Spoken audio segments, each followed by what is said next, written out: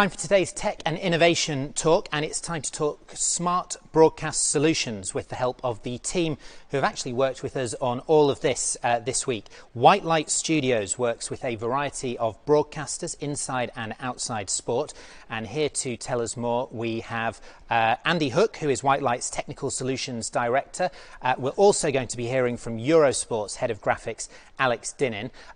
But James, in a change to how we've done things all week, we're going to break down the illusion that we're being beamed in and out, aren't we? We certainly are. Andy, come on in. Bring him on. Andy Hook from White Light. Thank you, guys. Very good to have. Real person I know. It's very strange. Very strange. Good social distancing as well. And we're going to leave things to you for the next few minutes, you and Alex. Thank you very much. Fantastic. Hello, everyone. My name's Andy Hook. As I said, I'm Technical Solutions Director here at White Light. We are a technical...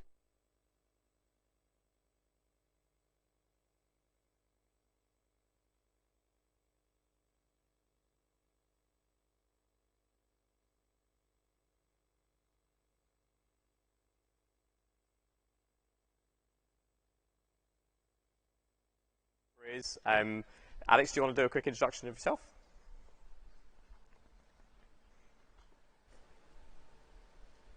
Or not? Oh, we don't have any audio from Alex.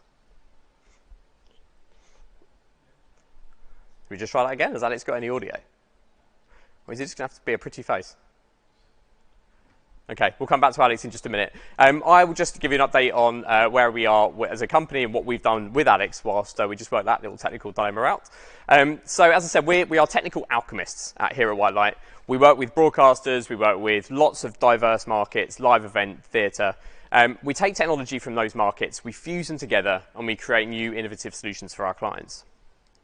One of those things we did was back in 2018 now with Alex. We might get audio in a minute. Alex and I worked together on a studio for ITV Sport for the FIFA World Cup out in Russia. This is where we started the journey in XR and augmented graphics. In this studio, we had a live view into Red Square.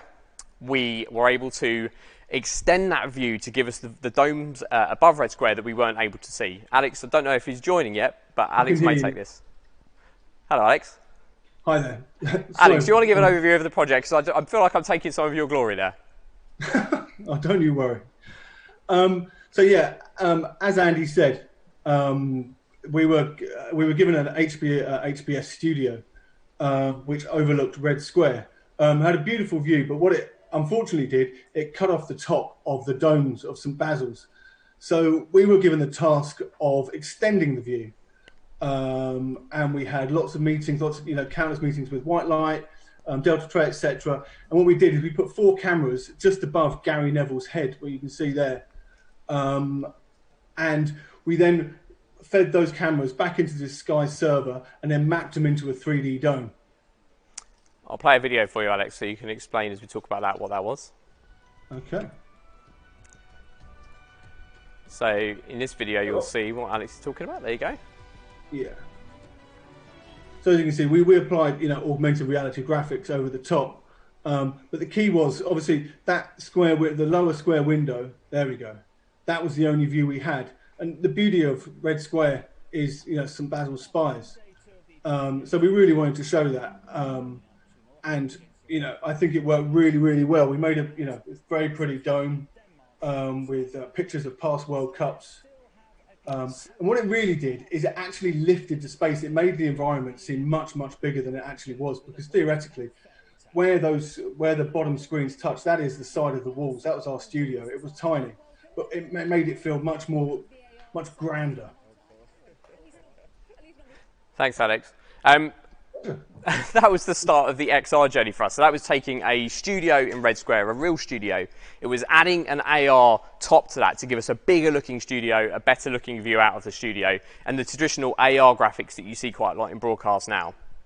Moving forward, another project around the same time with Alex was with his new role now at Eurosport, part of Discovery. Alex, do you just want to give a quick overview on what you're doing with Discovery now, and then I can talk about the project? Yes, so I left ITV a year ago. I've come on board at Eurosport Discovery Sport as Director of Graphics and Innovation. So looking after studios, obviously on-screen graphics, and all the exciting innovation we're trying to bring to our viewers. Fantastic. Okay, so back in 2018, Olympic Winter Games on Eurosport, we delivered a project for them, which was the Cube, the award-winning innovative Cube for Eurosport. This was similar to something you're looking at now. It was an immersive studio where in Russia on the World Cup, we took a real studio and made it bigger. Out at the Olympic Winter Games, we built an immersive studio that we could put everybody inside. In this example, you'll see on the screen now, we've got presenters talking to real content, much as I'm doing in this space now. If we run a short video, you will see some of the output from that studio. It allowed us to create really immersive environments where we could bring content out of the screens into the space with the athletes, with the talent, with the experts. They could walk around that content, they could analyze that content, and it was creating truly immersive, new, unique content, which created a new set of users, a new set of viewers, and really was the basis of what you're seeing today, which is what we call Smart Stage. So this you've been watching for the last 4 days or so now. This is actually an immersive LED environment, similar to the Cube for Eurosport. Maybe if the gallery can just cut to the PTZ camera, you'll see what we're actually in. So you've been seeing the output from this for the last 4 days. Now you'll see what's really happening in this socially distant studio. I'm actually in an LED video box. I can see the content around me. I can see Alex up there. I can see presentation behind me. But to the viewer at home, you're seeing content there which is generated to the perspective of the camera, and I'm actually inside a fully immersive environment. I can change this environment around, so I can make the screens different sizes. I can change the view out the back, so we're in Vegas where we were in London. I can change to a completely different environment at the press of a button. I'm now stood inside a virtual world that we've created from scratch. The camera is going to pan around and move around inside this environment. The camera's free to move wherever it wants inside this space, and I've got panels that we can brand. I've got Alex there in one of the virtual screens, and we can create whatever world we want. We can bring in content into this very small space with very minimal crew here. I'm just going to go back to a different example here, back in our standard setup, but I'm now holding an augmented reality object as well. If I walk up to the camera, and you'll see this, I've got a tennis court now attached to my iPad. I can play a little game of tennis on here and add AR elements into the virtual set that I'm stood inside. So why are we showing you all of this? Well, content is now real time. This is so true today where everybody's consuming everything at the moment through streams and remote broadcasts. All of the content we're producing at the moment is real-time generative content. It's technology borrowed from the computer game engines.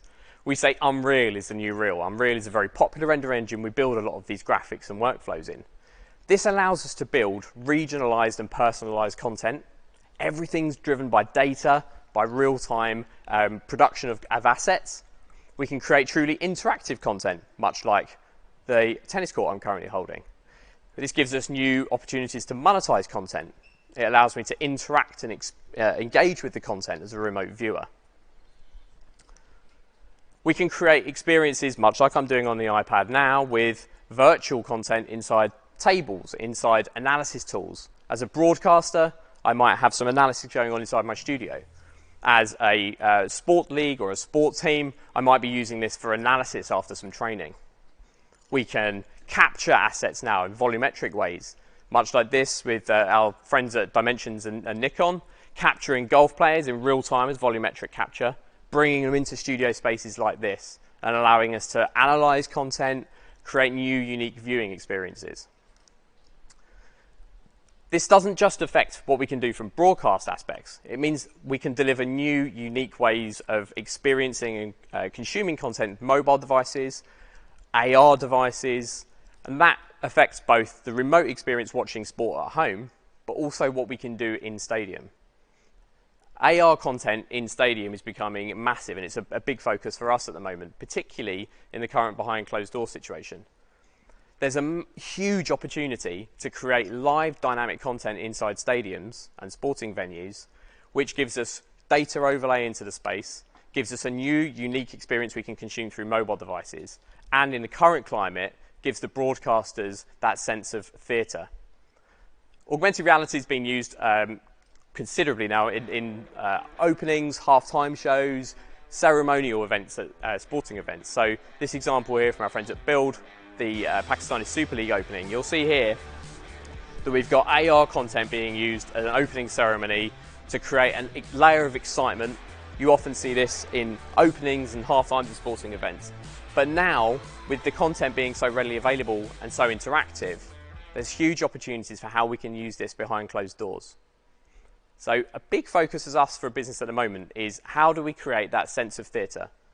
White Light started life 50 years ago as a theatre lighting company. Over that 50 years, we've grown into a technical solutions company and offering a number of solutions into a wide range of markets. This, for us, is a sense of bringing theatre back into the sporting world. So how can we bring life back into the seats? How can we add theatre, both for the broadcasters, for the remote viewers, for the players inside the space? How can we experiment with content that has never been possible before?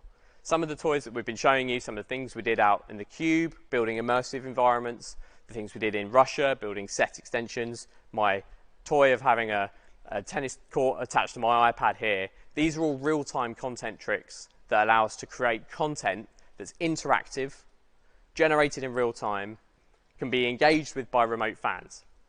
How do we bring that technology into stadiums to create a virtual audience, to create a layer of excitement, to create a layer of theatre? We've got massive opportunities at the moment to do things with content that we've never been able to do inside venues before.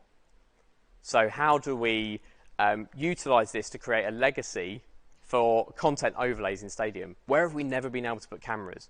Where have we never been able to overlay content?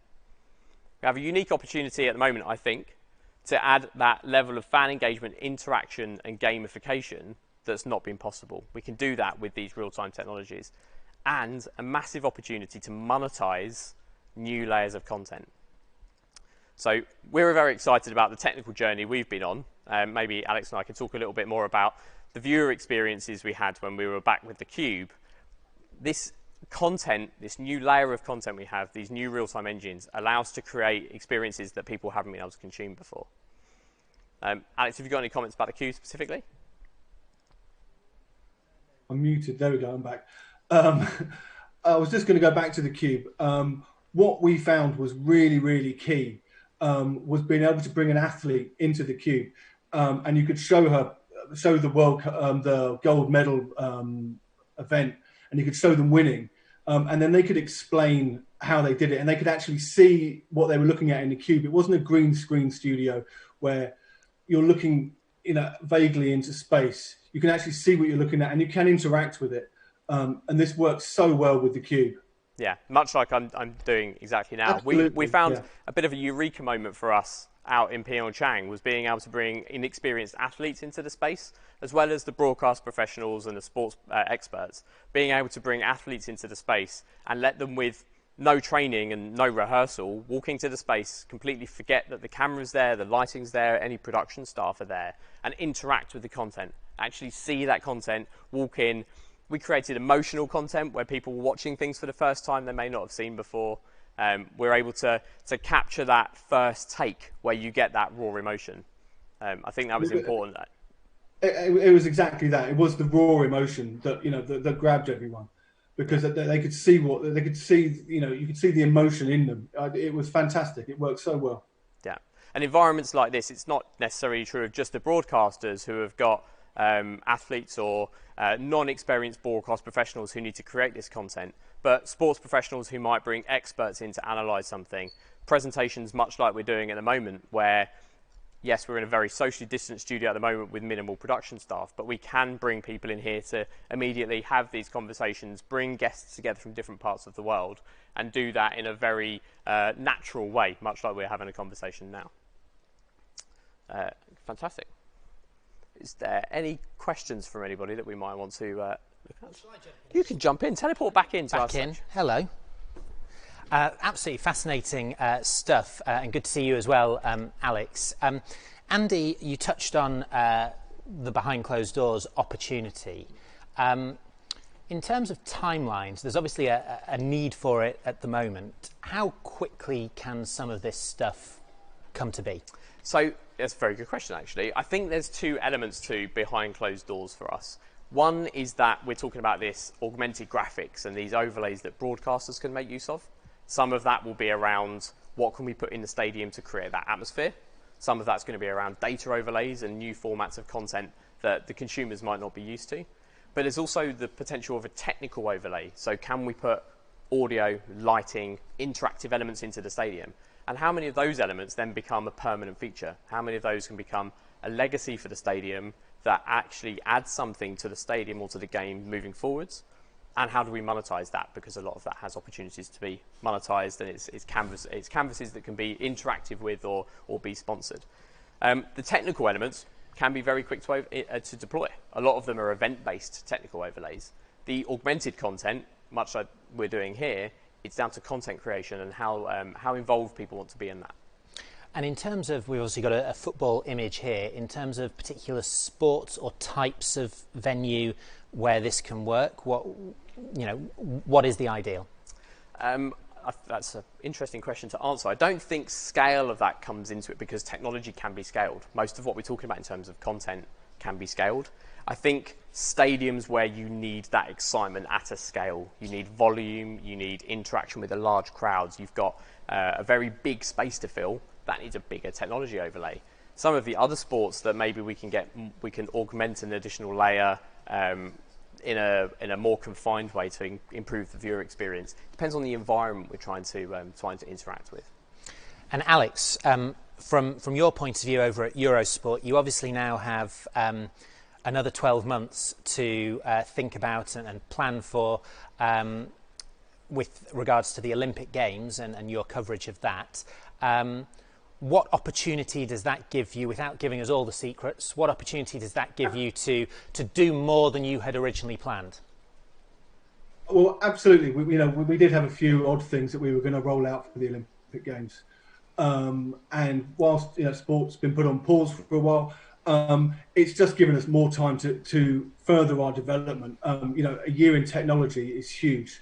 And obviously we're going to embrace everything we can that will make it good for the viewer. What we're very, very conscious of is not using technology for technology's sake. It has to have a use in production. If it looks flash and does wonderful things, if it's not relevant to the content, then there's no use for it.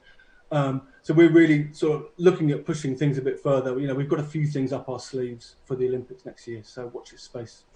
We are looking forward to it, Alex. Thank you ever so much for joining us. Andy, obviously this is the most fun project you've ever had in this space, on this stage. If you had to pick out another inside or outside sport, what's been the most interesting, fun thing that you had here? Oh, very good question. Inside this space, we have had requests for all sorts of things, from weddings to live music events to comedy to darts matches. The fact that it's so flexible makes it so fun. The most fun we've ever had in this space, I'm going to say, was the Winter Olympics. Not just because the client is on the screen with me here, but it's where it all started. It's where we had that eureka moment of what we can do with immersive technologies. Very good. I'd like to see how a wedding would work in here, though. But maybe we'll save that for another day. Andy Hook, Alex Dinnan, thank you very much for joining us. Very good to have you with us. And Andy, thank you for your hospitality and looking after us so well this week. Very welcome.